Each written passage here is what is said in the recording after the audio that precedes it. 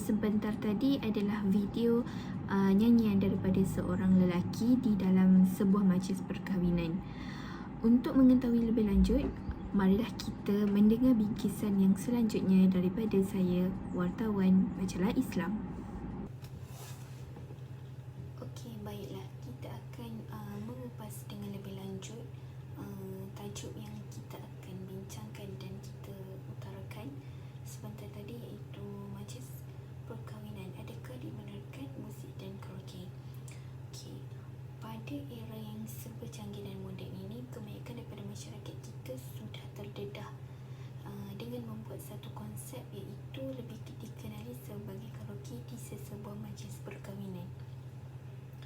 Perkara ini sudah menjadi suatu trend ataupun kebiasaan sejak tahun kebelakangan ini, terutamanya bagi mereka yang masih muda. Namun perkara ini masih menjadi tanda tanya, adakah nyanyian dan muzik di majlis perkahwinan ini dibenarkan daripada segi syarak? Okey, jika kita lihat pada definisi nyanyian, muzik dan juga karaoke, dan apakah itu maksud di sebalik perkahwinan itu. Okey, kita akan pergi kepada salah satu definisi, iaitu yang pertama, definisi nyanyian. Nyanyian ialah seni suara yang keluar dari mulut, mempunyai pengertian dan kata-kata yang baik seperti sajak, syair atau lagu yang membawa maksud tertentu, di samping dengan mempersembahkan irama suara dan nada tinggi serta rendah supaya menghasilkan kesedapan dan kemerduan penyampaian sesuatu lagu itu. Manakala bagi definisi muzik pula, muzik ialah seni bunyi, nyanyian ialah seni suara. Muzik ialah bunyi-bunyian yang menghiburkan dan terhasil dari alatan atau dari satu komponen yang diatur bagi menghasilkan irama yang merdu. Manakala dalam bahasa Arab pula, muzik disebut sebagai al-ma'azif, iaitu jamak dari perkataan al-mi'zaf. Dalam kitab Al-Muhit, muzik ini diertikan sebagai al-malahi, iaitu alat-alat muzik dan permainan.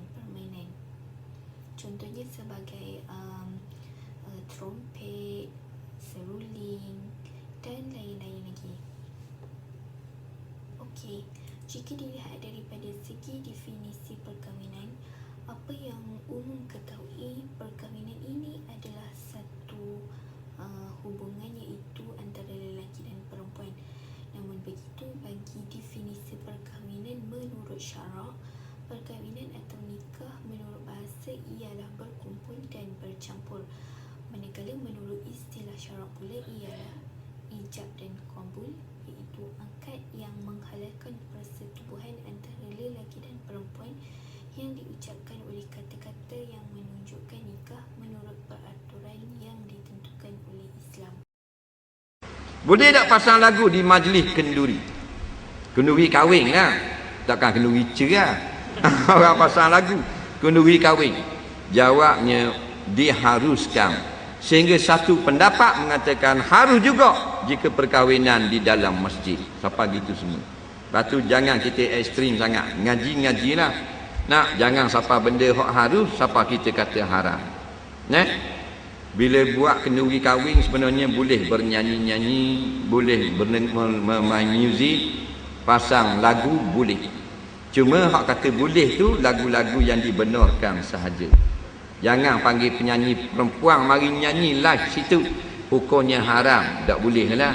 Jadi kalau penyanyi lelaki boleh. Kerana orang puan tak haram dengar lagu penyanyi laki-laki. Ke haram? Orang lelaki lagi-lagi tak haram. Yang haramnya laki-laki dengar nyanyian perempuan yang telah dewasa, bukan mahram, laki-laki ajnabi. Nah, kanak-kanak bernyanyi boleh. Nabi membiarkan dan membenarkan orang bernyanyi-nyanyi dan memukul gendang rebana dan sebagainya kerana hari perkahwinan. Kerana itu dalam hampir semua kitab fiqh dalam bab munakahat, hukumnya harus bernyanyi-nyanyi dan bermain muzik pada hari perkahwinan. Jadi jangan kita larang. Kok haram? Tak boleh. Kadang-kadang dipanggil kumpulan nyasyid laki-laki mari nyanyi. Tak, di tempat dia. Dia bayarlah 10,000, 20,000, orang kaya, tak ada masalah. Jangan marah, benda tu harus pada syarak. Atau dia nyanyi lagu bukan nasyid, lagu-lagu biasa, tapi yang tidak haram pun tidak haram juga. Faham? Tapi bila dibenar, kadang-kadang dia pasang CD. Nah, bila dibenarkan oleh Islam pasang lagu ni pada hari perkahwinan, jangan siapa ada hormat azan. Kerana banyak berlaku orang azan tidak tutup. Betul memang betul dah dia harus pada syarak. Tapi orang bang mu wawa-wawa pula. Biar habis bang semayang dulu pasang balik. Jadi guna kau? Baru comel. Dak. Baiklah. Berdasarkan video sebentar tadi, video daripada seorang ustaz daripada Malaysia, iaitu dia menyatakan bahawa menyanyi ataupun berkaraoke di majlis perkahwinan ataupun memainkan alatan muzik di majlis perkahwinan itu diharuskan di dalam Islam. Akan tetapi jika terdapat penyanyi yang daripada kalangan wanita, hukumnya akan menjadi sebaliknya, iaitu hukumnya akan berubah menjadi haram kerana wanita tidak dibenarkan untuk berlunak-lunak ataupun menyanyi di halayak ramai, kerana suara perempuan itu, suara wanita itu adalah satu aurat yang menyebabkan kalau terdengar oleh bukan ajnabi ataupun bukan halal yang untuk didengar, akan terjatuh hukum haram disebabkan suara perempuan itu adalah aurat. Jadi apa yang kita dapat simpulkan bahawa menyanyi di dalam majlis perkahwinan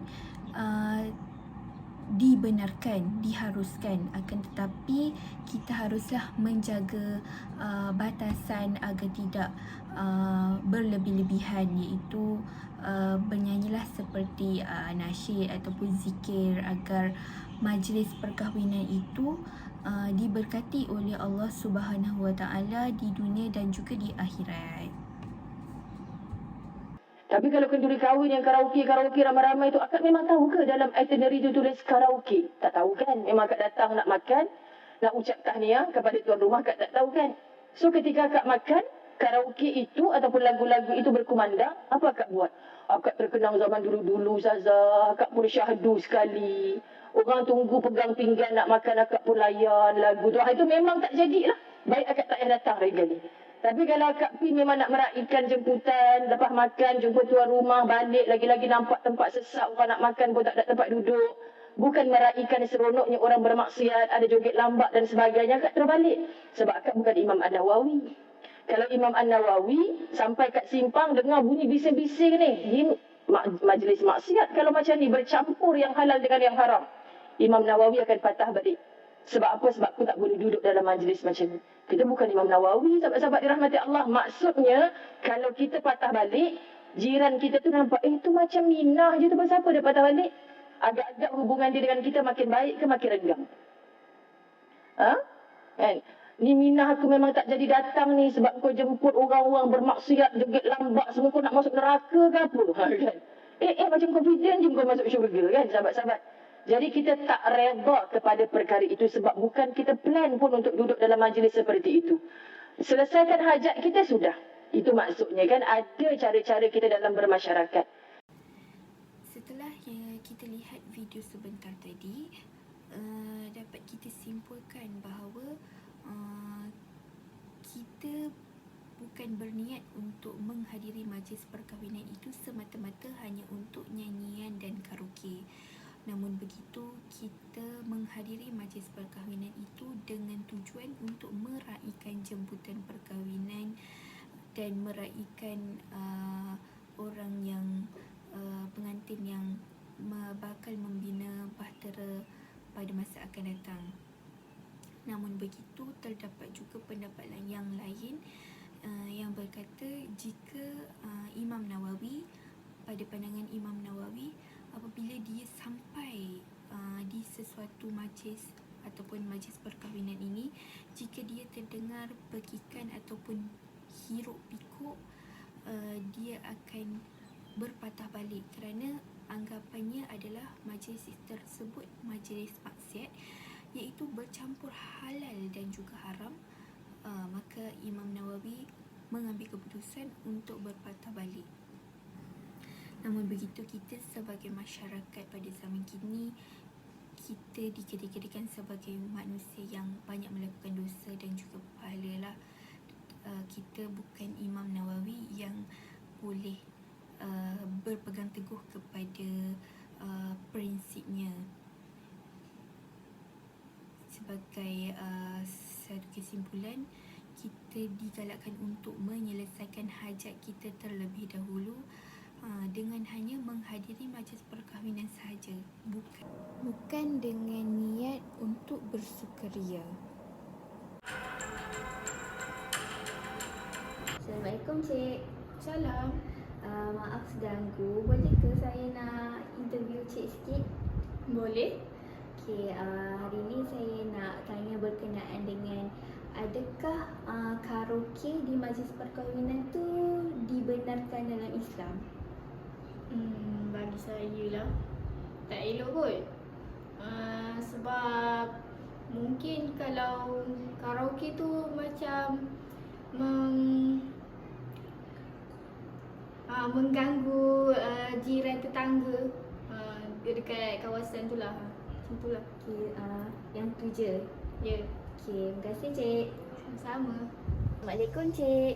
Ya. Waalaikumsalam. Maaf ganggu. Saya ganggu ke ni? Tak adalah. Okey, saya nak temu bual Cik sikit, boleh ke? Boleh.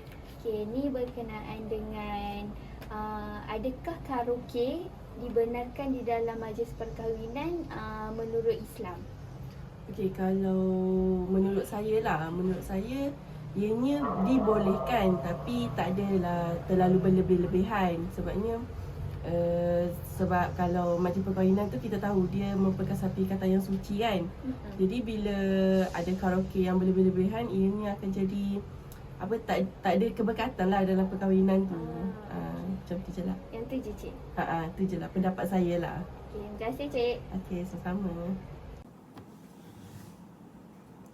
Bingkisan tadi adalah bingkisan daripada pandangan masyarakat di luar sana mengenai karaoke di majlis perkahwinan. Namun begitu, terdapat pendapat yang berbeza, yang mana ada yang bersetuju dengan karaoke di majlis perkahwinan, tetapi segelintir juga tidak menyukai karaoke ini kerana mereka berpendapat bahawa karaoke ini mengganggu ketenteraman jiran. Namun begitu, karaoke ini adalah diharuskan di dalam Islam. Akan tetapi kita sebagai umat Islam perlulah untuk menghadkan kita punya adab-adab dalam berkaraoke ataupun bernyanyi, dan lagu yang kita sampaikan di dalam majlis itu biarlah agak sopan, iaitu seperti nasyid maupun zikir-zikir yang bersesuaian. Sampai setakat ini saja daripada siaran Majalah Islam bersama saya Nur Zaki. Sekian. Assalamualaikum warahmatullahi wabarakatuh.